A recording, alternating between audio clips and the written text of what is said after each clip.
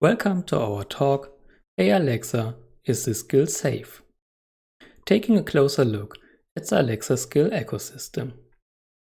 This is joint work by Sheel, Jayesh, Shah, Benjamin Andow, Martin Degeling, Anupam, William Enck, and my name is Christopher Lentzsch. So let's start.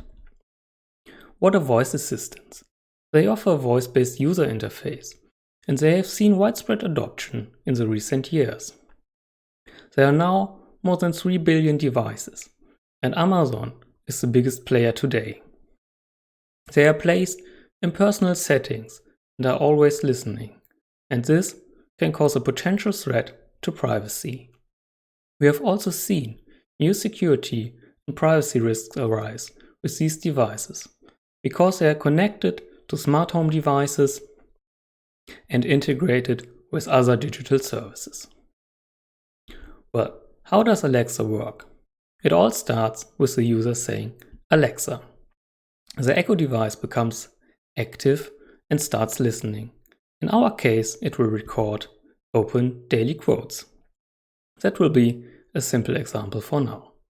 This request is recorded and sent to the Amazon Skills Service, Amazon's cloud.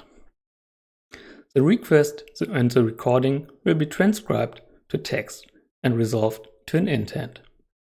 This intent can be handled by Amazon internally or sent to a third party. In our case, this will be daily quotes, a third-party skill. This third-party skill will resolve our intent and send a response back. This response is fully text-based.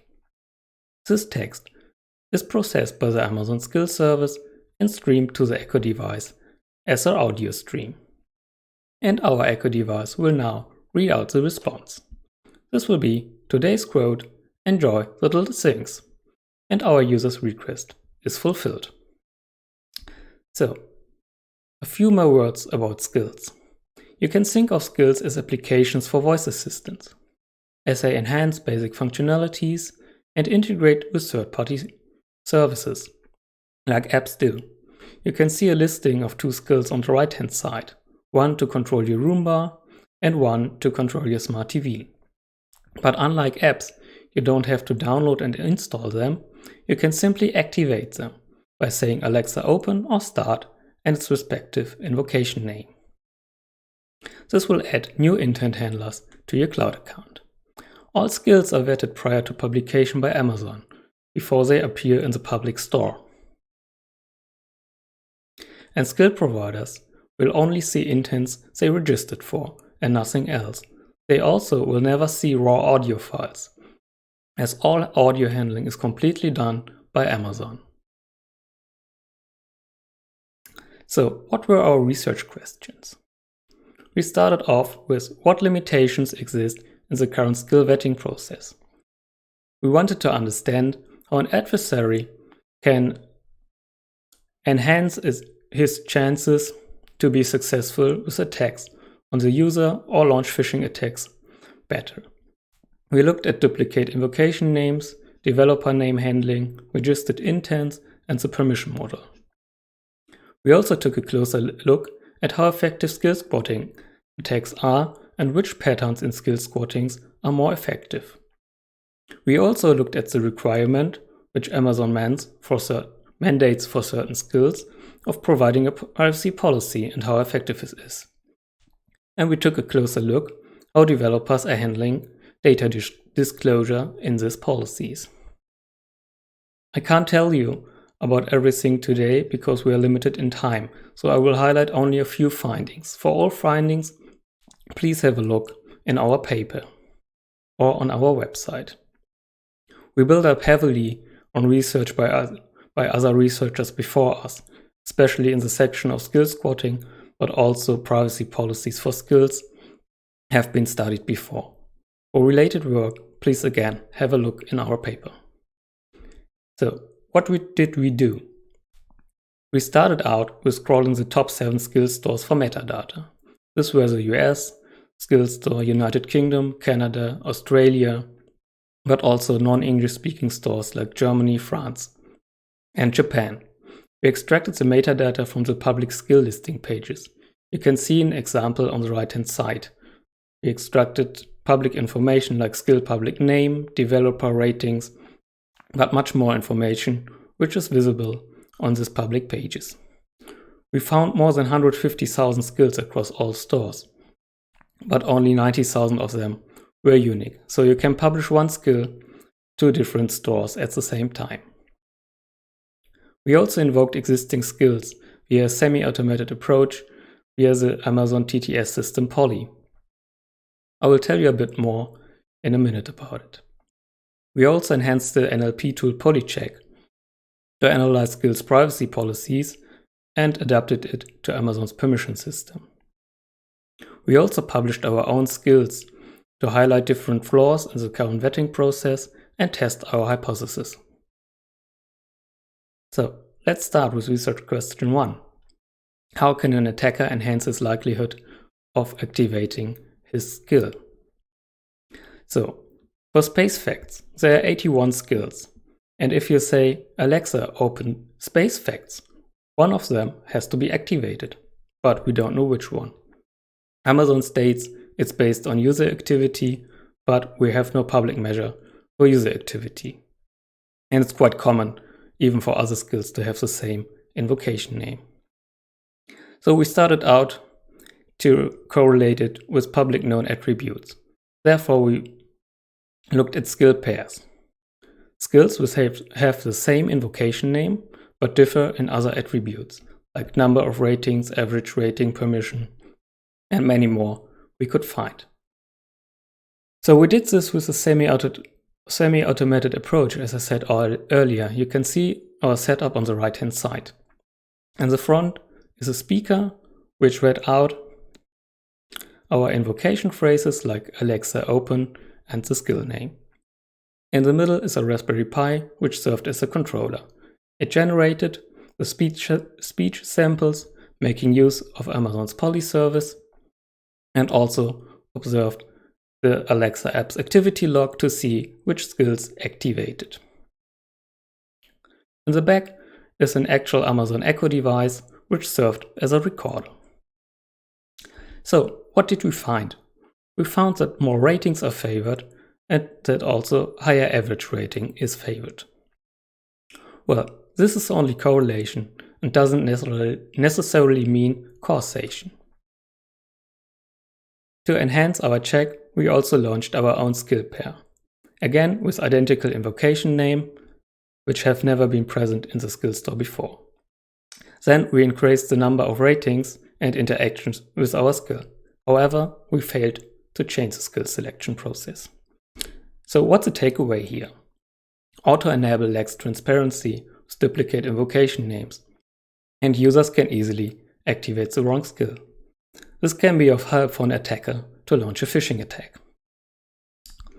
So next, we wanted to find out if you can register using known developer names. Developer names are shown on the skill info pages. You can see two examples: the upper part of the developer page or skill info page on the right hand side and the lower part of the skill info page. Both times the developer name is listed there. And you can see our forged example in the upper and lower image. So we tried to publish as Microsoft, Ring, which is an Amazon company, Samsung, and Withings, and were successful. Our skills were all published in the public skill store. And it looks quite convincing, as you can see on the right hand side. On the lower image, the name Ring is linked to all original Ring products available on the Amazon platform. However, we also tried to register as Philips, the smart home device manufacturer, and failed. Our skill got rejected. So, what's the takeaway? An attacker can get away with publishing skills using well-known company names. And this can be of use to fool users into activating the skills. Next, we looked at code changes after approval, because all backend code and all answers we send to our user are in full hands of our attacker. Our skill contains the dormant intent, and we proved it by publishing such a skill in Amazon Skill Store successfully. Our skill store has an intent which is not used and remains dormant for the user's phone number. and during the vetting process, it's never triggered and never used. So let's start off with it. Every time we update our intent model, we need a new verification and approval from Amazon's team. So we publish the skill, now it's vetted, and it will get approved because our skill behaves totally benign. Then we change our backend code and send back different responses. This response will direct our user towards our dormant intent, which now becomes active, and ask the user for his phone number. And hopefully our adversary gets the user's phone number. That's what we want to achieve. So what's the takeaway here? An adversary can change the backend code after approval to coax users into revealing sensitive information. Next, we take a closer look at the permission model and if skills are trying to bypass the permission model. We search the skill descriptions for use of information which is protected by Amazon Skill API, phone number, location, email, or name. If you want to access this information, you have to ask for a permission, which is shown in the Alexa companion app, and the user has to accept it manually. But you can ask for it verbally, and some skills do so, or use other creative ways to do so. We manually vetted the description because there can be totally legitimate cases. If you ask for the weather, you might want to know the weather for a different location than where your device is located, maybe a place you want to take a trip to. So after vetting this description, we still were left with 358 skills, which seemingly asked for such information. We activated them manually. 52 false positives were ruled out. We were still left with about 170 skills, which asked for sensitive information, either verbally or via other ways. So what's the takeaway here? Alexa does not properly mediate the intent of sensitive data types. So next we took a look at data practice disclosure and privacy policies. So, are developers stating what they are doing with the permissions they request?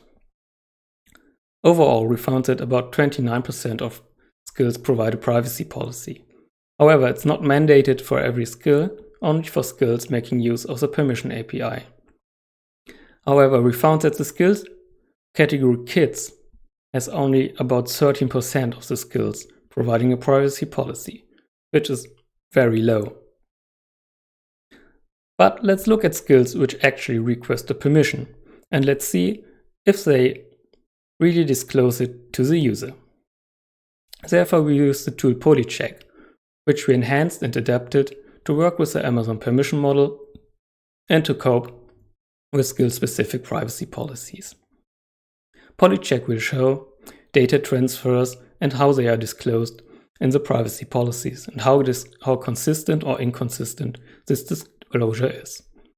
Our dataset contained more than 1,000 skills with about 1,500 permission requests. We found that full name, phone number, and location service were the permissions which were disclosed, which weren't disclosed perfectly. About 1/3 to 24% didn't disclose it consistently. Overall, about 23% didn't properly disclose data request. So what's the takeaway? Sensitive data types are not fully disclosed by 23% of the skills privacy policies. So let's sum up. We did a comprehensive analysis of the Alexa skill ecosystem and created a public dataset. Please download it on our website. We found several limitations in the skill vetting process exploitable by an adversary. We adapted PolyCheck, and we also showed a semi-automated approach for skill invoking. Also, there are many more findings in our paper. Please have a look. We recommend a skill type indicator, so users can distinguish between native skills by Amazon and third parties. A better validation of developers is required, and all intents need to be validated. Also, privacy policy templates could help developers to disclose their data practices more openly to the user. We reported all our findings to Amazon and have talked with them. Please have a look at our dataset, which is public on alexaskillanalysis.org, and all our findings are also listed on the website. Here are our emails, feel free to contact us, and thank you for your attention.